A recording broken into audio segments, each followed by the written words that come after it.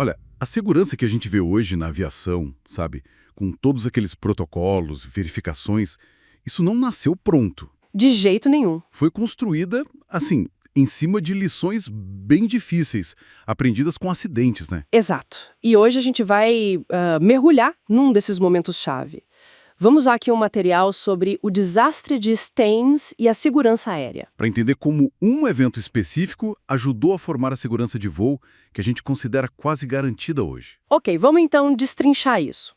A gente está falando do voo 548 da British European Airways, junho de 72. Isso, um Trident 1C. Que caiu logo depois de decolar de Heathrow, ali perto de Staines.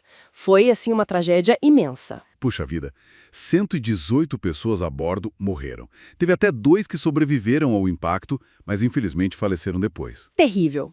E a causa, pelo que se apontou, foi um stall profundo, uma perda de sustentação crítica. E muito rápido, né? Só 3 minutos depois da decolagem. Sim, a investigação inicial, bom, ela foi direto na tripulação. O capitão, principalmente.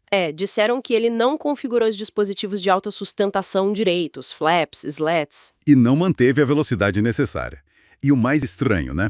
Não acharam falha técnica no avião, pelo menos não de cara. Pois é, mas aí o contexto da época complica um pouco, sabe? Tinha muita tensão Tensão como? entre os pilotos e a empresa. Tinha acabado de ter uma greve, o clima não estava bom. Ah, entendi. Isso certamente não ajuda. E o inquérito oficial de fato apontou isso. Falha da tripulação em manter a velocidade.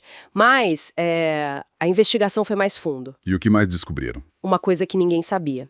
O capitão tinha um problema cardíaco sério e não diagnosticado. Nossa, isso no comando do avião? O copiloto e o engenheiro de voo não tinham, assim, um treinamento claro para lidar com uma incapacitação súbita do comandante. Principalmente de uma fase tão crítica quanto a subida inicial, né? Justamente, quer dizer, a culpa não era só o piloto errou, era mais complexo. Então, tinha a condição médica oculta, a falta de preparo da equipe para essa emergência específica. Sim, uma combinação de fatores. Tá, e essa visão mais, digamos, completa do que aconteceu, como isso começou a mudar as coisas na prática? Aqui que fica interessante, né? Com certeza.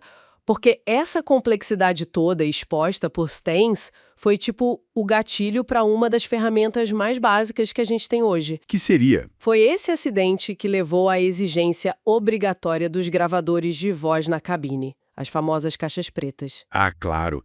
Então não era padrão antes. Não em todas as aeronaves comerciais, no Reino Unido. Staines mudou isso, virou lei.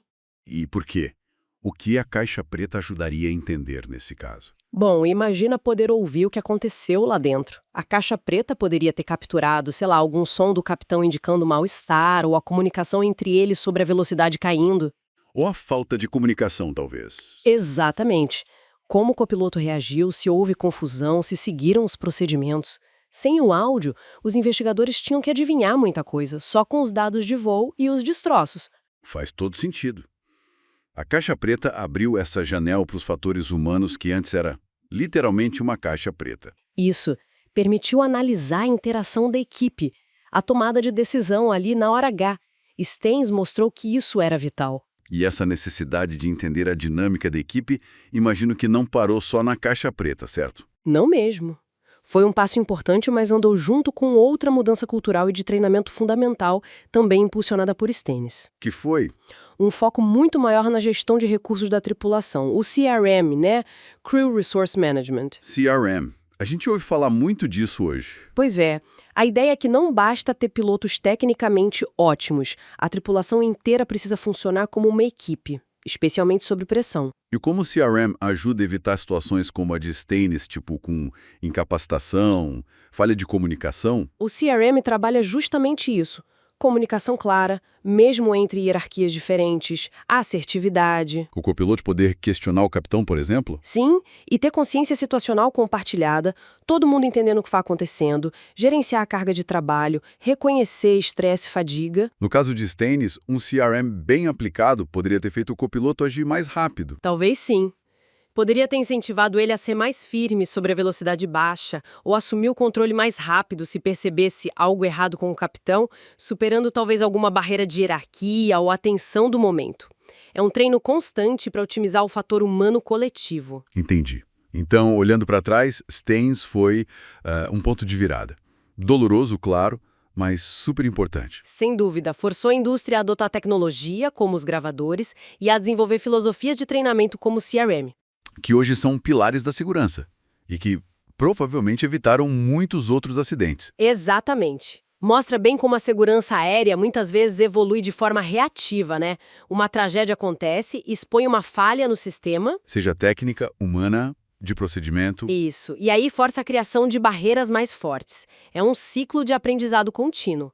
Mesmo que o custo inicial seja, assim, trágico. Um aprendizado pago a um preço altíssimo. E isso deixa uma questão importante para a gente pensar, né? Stains mostrou essa interação complexa. Saúde do piloto, dinâmica da equipe, tecnologia da época, procedimentos. E hoje, O cenário é outro. completamente. Aeronaves muito mais automatizadas, mais tráfego aéreo, novas pressões. Quais são os desafios de hoje? As vulnerabilidades talvez escondidas que a gente precisa ficar de olho. Para garantir que a segurança continue melhorando proativamente e não só depois que algo acontece. Exato. Fica aí a reflexão para o nosso ouvinte. Quais são as próximas fronteiras para manter e até melhorar a segurança aérea nesse mundo que não para de mudar?